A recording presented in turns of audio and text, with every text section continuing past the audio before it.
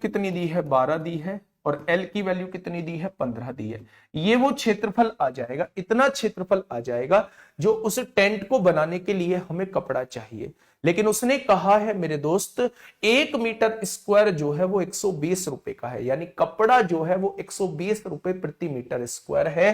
तो बच्चा अगर इतने मीटर स्क्वायर कपड़ा चाहिए तो कितना खर्चा आ जाएगा, 120 की हम लोग गुणा कर देंगे। ठीक है, यहां से देखेंगे कुछ ना कुछ तो पॉइंट में आएगा ही आएगा। आप लोग समझने की कोशिश करिए, यहां से कितना आ रहा है मेरे दोस्त, 3.14 लेना। अच्छा, टेक पाई 3.14, तो पाई को जो लेना है 3.14 लेना है। देखिए थोड़ा सा, एक जीरो तो यहां से कट जाएगी, 31.4 आ जाएगा। 31.4 की गुणा 12 में करिए, गुणा 15 में करिए, गुणा 12 में करिए, आपके सामने आंसर आ जाएगा।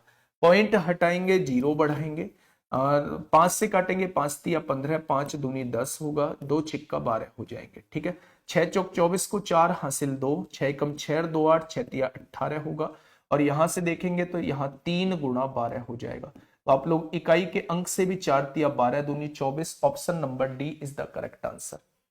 क्या हो जाएगा, ऑप्शन नंबर डी। मैं फिर से कह रहा हूं आप लोगों से, जब भी शंकु का टेंट बनाने का क्वेश्चन आता है, आप लोगों से पूछे कितने एरिया की रिक्वायरमेंट होगी, तो आप हमेशा उसका वक्र पृष्ठीय क्षेत्रफल निकालना, हमेशा वक्र पृष्ठीय क्षेत्रफल निकालना। ऊंचाई 9 है, चौड़ाई त्रिज्या 12 है, तो ये 15 आ जाएगी।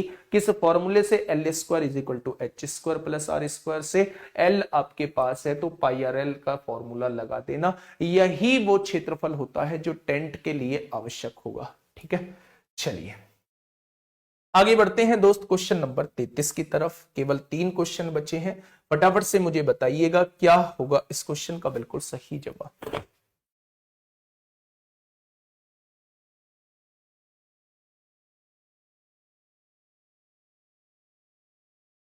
चलिए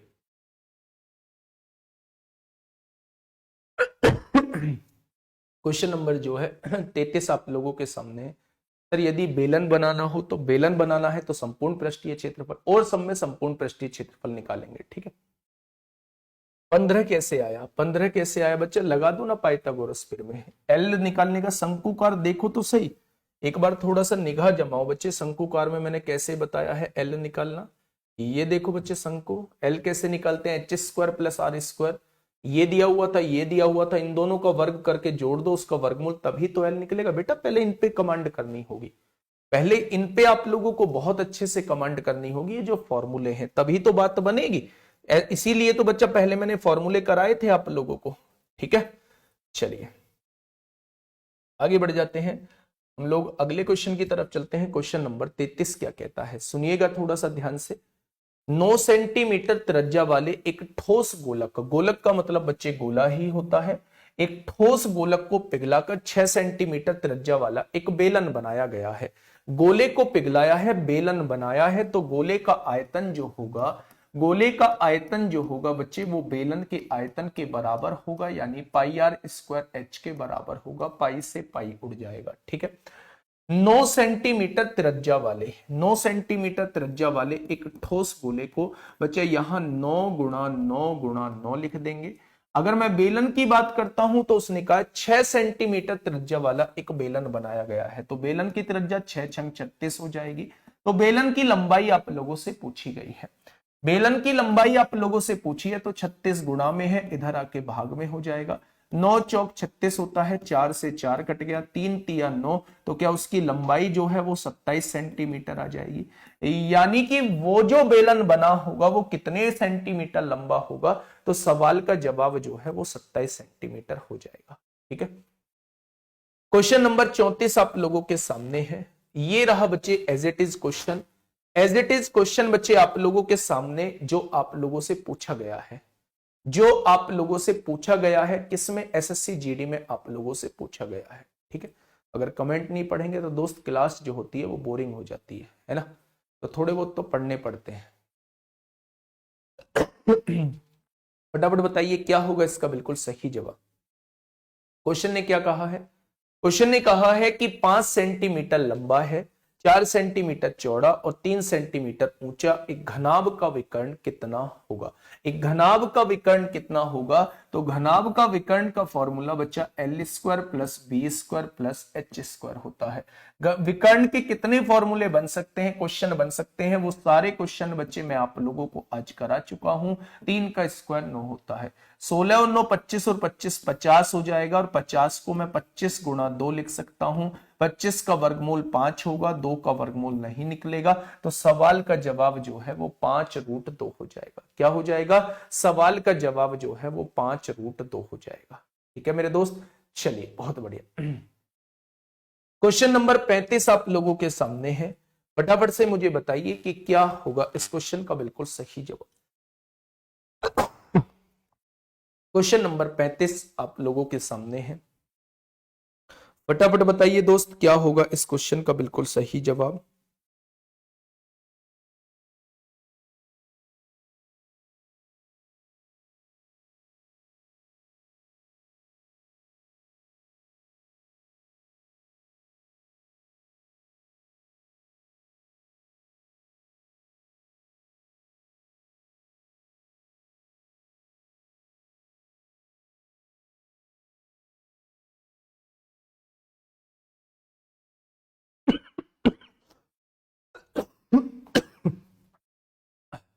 कल का टाइम क्या होगा? 11 बजे।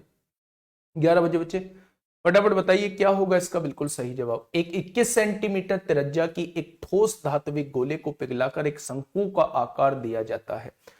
21 सेंटीमीटर एक ठोस धात्विक गोले को पिघलाकर एक शंकु का आकार दिया जाता है। तो आप लोग जानते हैं गोले का आयतन जो होगा, गोले का आयतन जो होगा बच्चे किसके बराबर? शंकु का आकार दिया जाता है तो शंकु के आकार के बराबर होगा। ठीक है, जिसके आधार का व्यास 21 सेंटीमीटर है। अगर शंकु का व्यास 21 सेंटीमीटर है तो त्रिज्या क्या हो जाएगी? 21/2 हो जाएगी। तो शंकु की ऊंचाई यानी h पूछिए। सुनिएगा, 3 से 3 गया, पाई से पाई गया।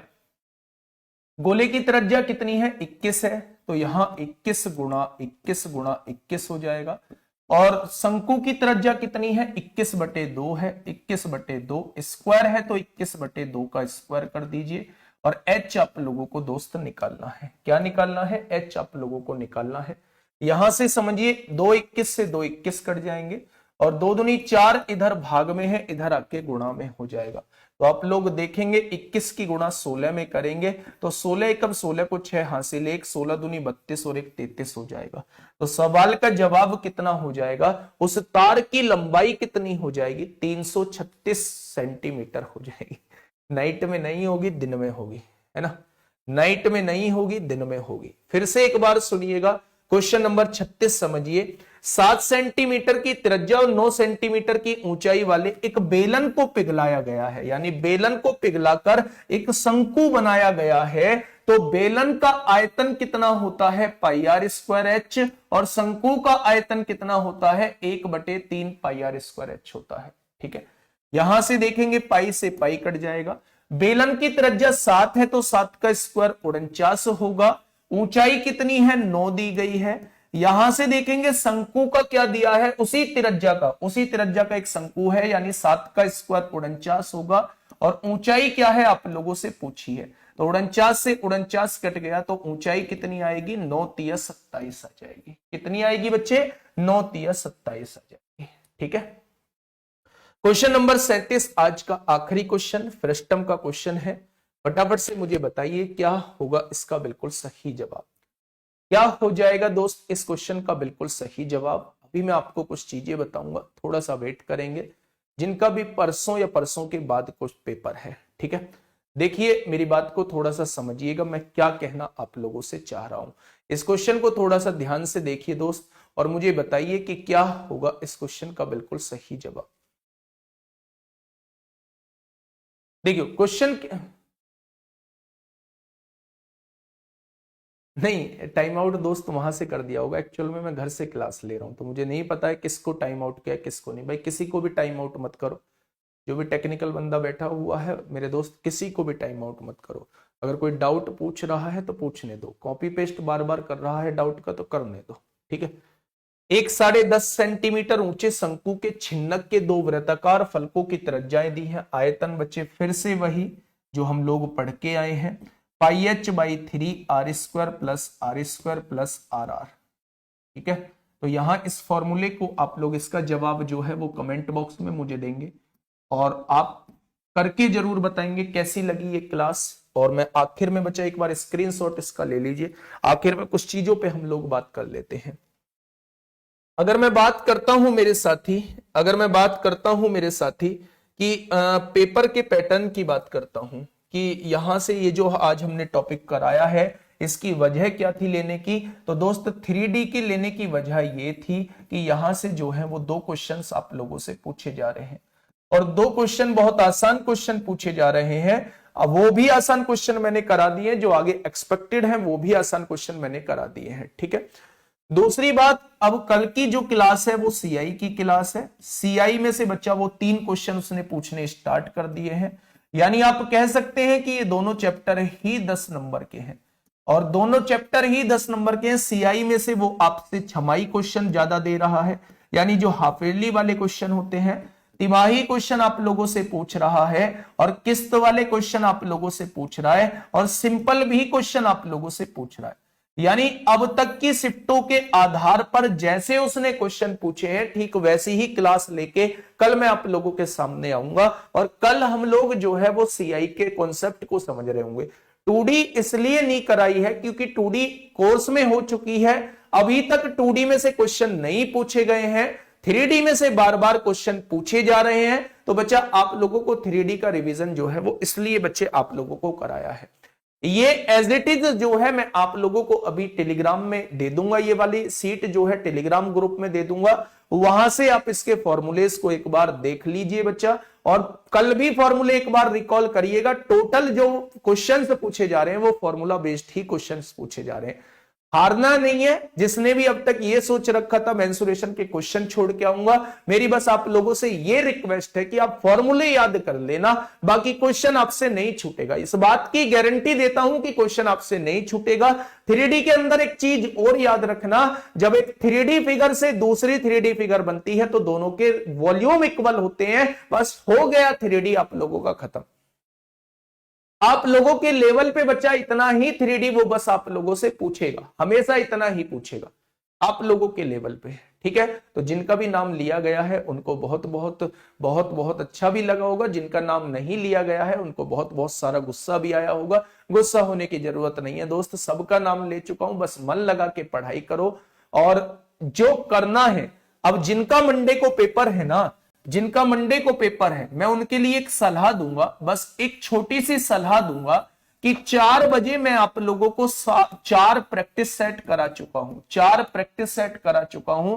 तो एग्जाम में जाने से पहले इन 4 प्रैक्टिस सेट को देख लेना और अगर आपने वो 32 प्रैक्टिस सेट किए हैं जो रात को 9 बजे मैंने कराए थे, अगर वो किए हैं तो एक बार उन्हें भी रिकॉल कर लेना, एक बार उन्हें रिकॉल कर लेना। अगर पेपर को उसने उठाना चाहा तो बच्चे वो इससे ज्यादा पेपर को नहीं उठा पाएगा जैसा अभी आ रहा है। ठीक है दोस्त, तो आज के लिए इतना ही, मिलेंगे कल सुबह 11 बजे किसके साथ, सीआई के साथ। Okay, tata bye bye.